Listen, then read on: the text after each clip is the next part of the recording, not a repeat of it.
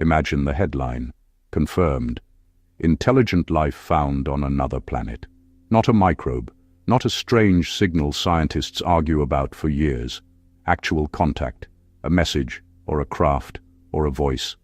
Undeniable proof that we are not the only minds in the universe. Now ask yourself a harder question. What happens to faith the next morning? A serious philosopher once gave a very specific answer.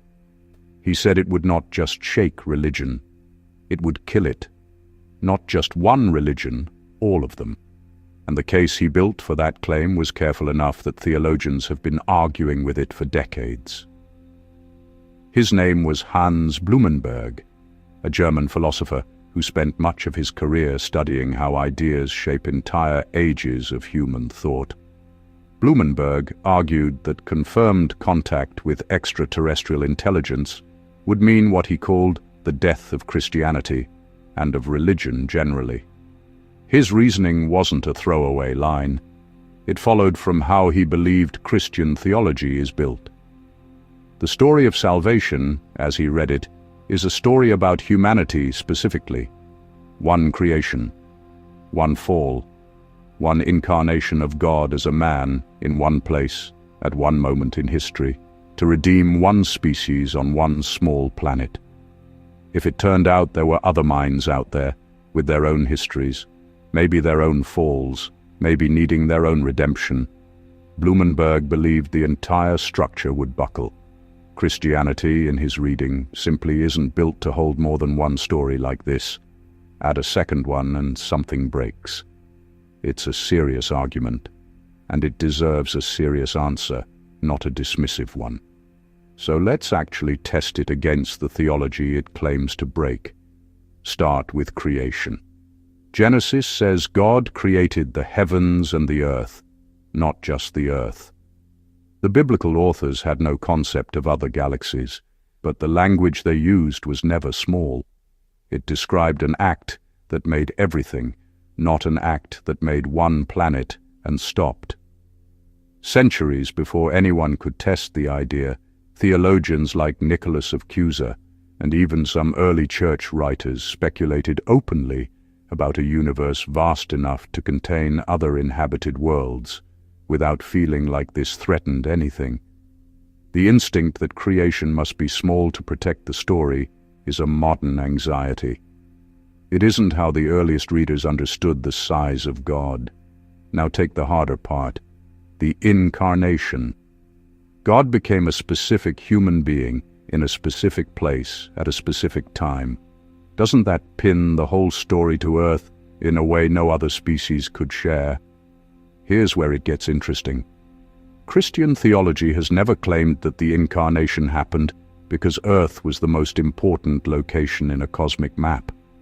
It claims the incarnation happened because of love, choosing the lowest, smallest, least likely place to enter.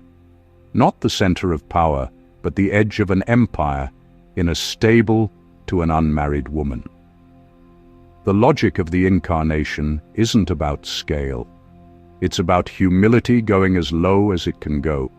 That logic doesn't actually require Earth to be alone in the universe. It only requires that this is where, in this particular story, God chose to begin.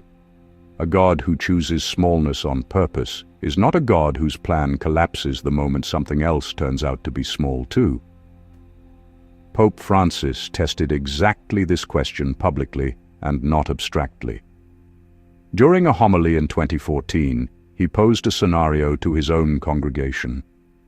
If Martians showed up tomorrow, green, strange-looking, and one of them asked to be baptized, what would the Church do? His answer was that the Church has no grounds to close that door. The Vatican's own astronomer, Father José Funes, had already said something similar years earlier, suggesting that other intelligent creatures, if they exist, could be called brothers in creation the same way St. Francis spoke of the sun and the earth as brother and sister. None of this was theology built on the spot to dodge a hard question. It draws on a much older idea, that grace is not earth-sized. It scales to whoever needs it. This is where Blumenberg's argument runs into its real weakness.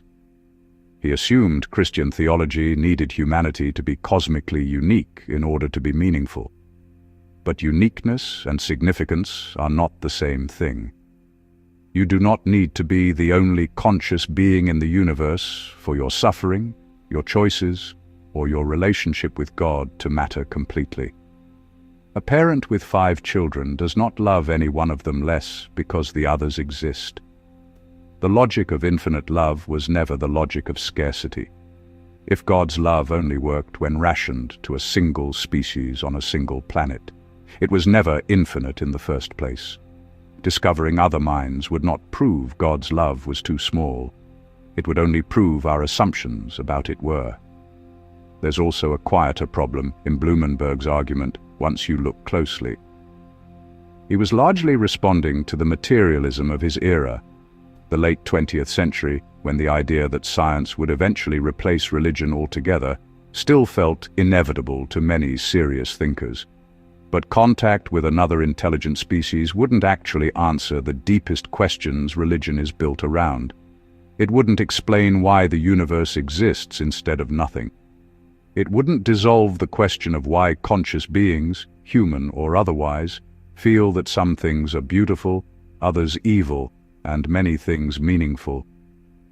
Finding another mind in the universe doesn't make the question of mind itself go away. If anything, it multiplies it. 2 species capable of asking why they exist is not less mysterious than one. It's twice as mysterious. This doesn't mean contact, if it ever happened, would be simple for religious communities. It would raise real, difficult, specific questions. What would salvation look like for another species? Would Christ's death apply universally? Or would it be something else for someone else, in some other story we don't yet know how to imagine?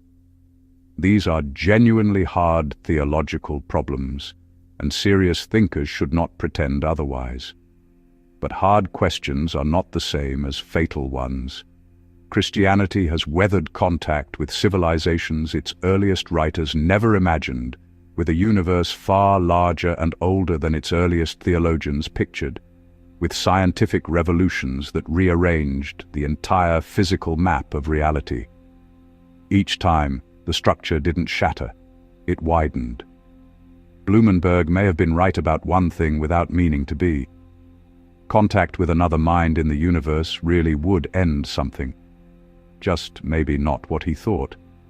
It might end the version of faith that was built on humanity being alone, the small, comfortable assumption that smallness was ever the point.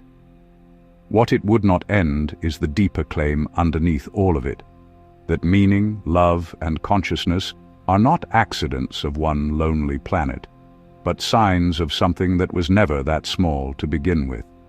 If a philosopher's hardest question made you think differently about how fragile or how durable faith actually is, say so in the comments. And if you want to keep testing big claims against the actual depth of the tradition, subscribe. Some questions are worth following all the way out.